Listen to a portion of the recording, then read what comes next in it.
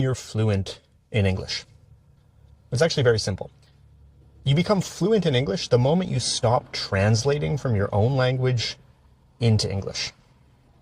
You become fluent in English the moment you can think directly in English. You can look around you, you can look at the environment around you, and you can identify the English word for everything you see. And you can do that quickly. That's how you know you're fluent in English. And as you can see, the key here is to stop translating in your head. You need to think directly in English.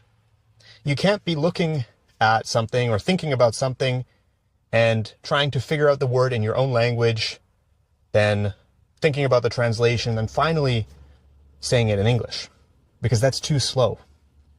That takes time. And fluency is fast. Fluency doesn't require thinking. Language is just a vehicle for your thoughts. It's a vehicle to transmit your ideas. And when you're fluent in a language, you don't even think about the language, you just speak. That's exactly what you do with your native language. And if you want to become fluent in English, that's exactly what needs to happen. Now, how do you actually achieve this goal? Because it sounds easy on paper, but it's easier said than done.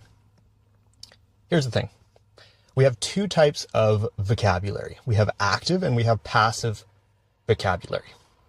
Your passive vocabulary consists of the words that you can understand, but that you don't use on a regular basis. So you might be listening to a conversation, you might be listening to my videos, you might be listening to somebody on the radio.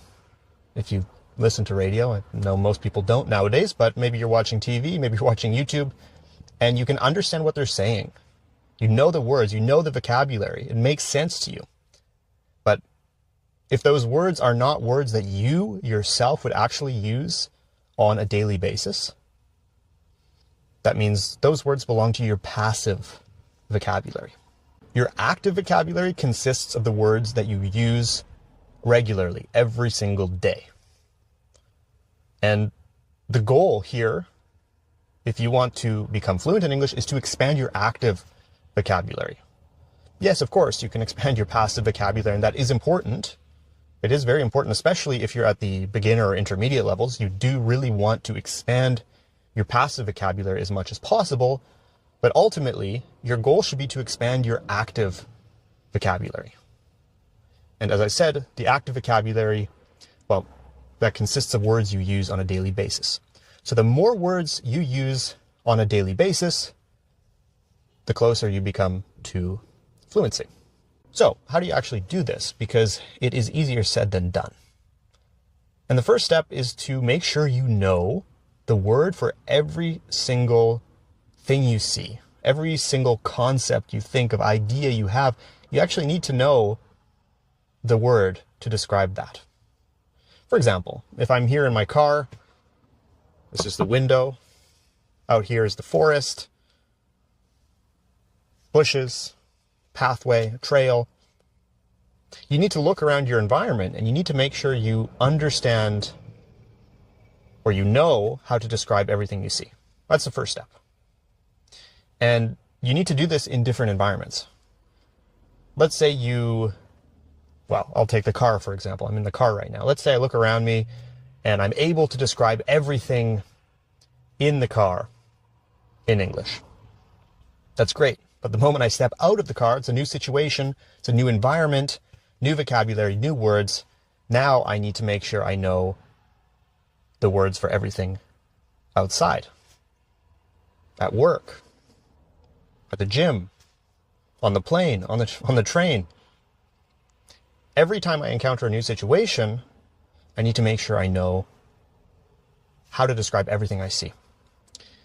And if you are in that situation and you don't know the word for something, and this will happen, there will be words that you don't know. There will be things that you actually don't know the translation for. That's perfect because you can look up the translation from your own language into English, write it down, keep track in your notes app. You can even use a physical notebook, pen and paper. But whenever you see something you don't know, make sure to translate it. And honestly, you can kind of turn this into a game where you look around you and you deliberately look for objects or things that you don't know the translation for. For example, what's this? It's a handle. Or this. It's the backrest of my seat. So you get the point. You're deliberately looking for words that, might be somewhat uncommon, or words that you don't use too often, but that you don't know in English. And that's important because as we build our passive vocabulary, we need to look for things that we don't know. We need to look for objects that we don't know the translation for. So the first step is to make sure you know the translation of every single object in every single environment that you're in. That's the first step. And for the objects you don't know, translate them.